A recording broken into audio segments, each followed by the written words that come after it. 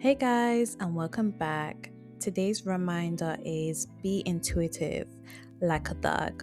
One thing about me is I like reading a good urban fiction book, and I like or used to like watching those dealer series like Power and Top Boy. And I try not to watch it as much nowadays, but I've always had this fascination with hood things.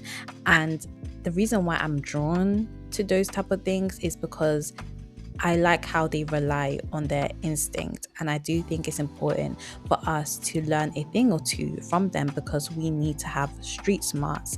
And even though we're not living a life of danger or recklessness, but doesn't mean street smarts ain't needed because it is. With people that live that type of lifestyle, they rely heavily on their intuition because of the people that are trying to take them out, trying to snake them, they're trying to sabotage them, and they need to suss out who is untrustworthy, even within their own circles, because not everybody you can trust, not has the right intentions for you. So we need to lean in with our intuition the way these thugs do, because even though we're not living a fast life like that, it's still relevant to our lives. I know there's a bloodline between anxiety and intuition, but how I distinguish the two is that anxiety is loud, it's repetitive, and you just feel it way more. You're always worrying, it's very loud. Whereby intuition is subtle, it's a sense of knowing, and you just feel that in a nudge. That's how I distinguish the two. But yeah, the reason why we need to rely heavily on our intuition is because this world is like a masquerade party, and there's plenty of people, situations, and opportunities that are wearing masks. They are disguised as one thing, but beyond the mask, there's a whole different story. And our intuition can see through the disguise before our minds can compute it.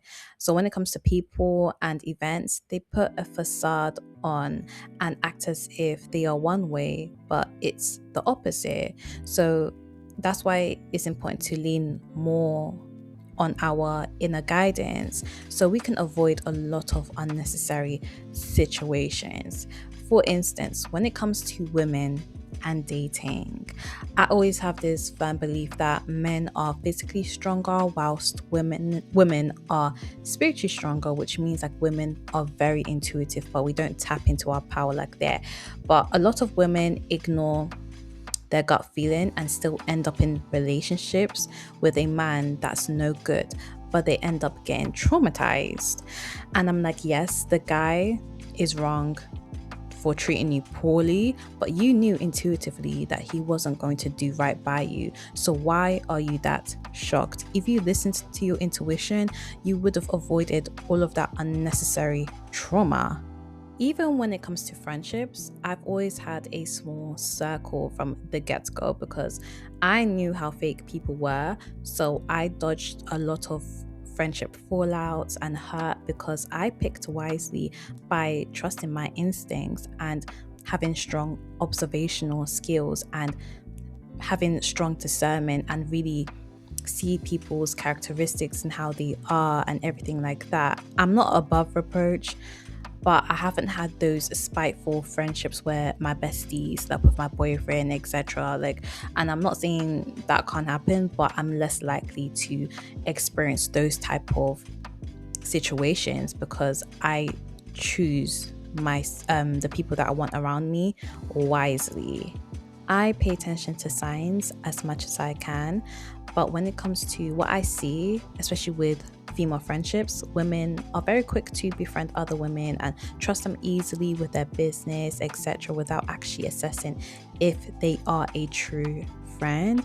But then down the line, they end up betraying you, they end up airing out your dirty laundry because they were never a friend to begin with. You did not pay attention to the signs. You didn't pay attention to who they really are. And this is the reason why you keep on having these friendship fallouts consistently. Even when it comes to being presented with a career opportunity that seems great on the surface and everyone around you is telling you to go for it, but you have this bad feeling about it. And if you take that dream job, you realize that it is a whole nightmare. Not everything that is glitz and glam is gold.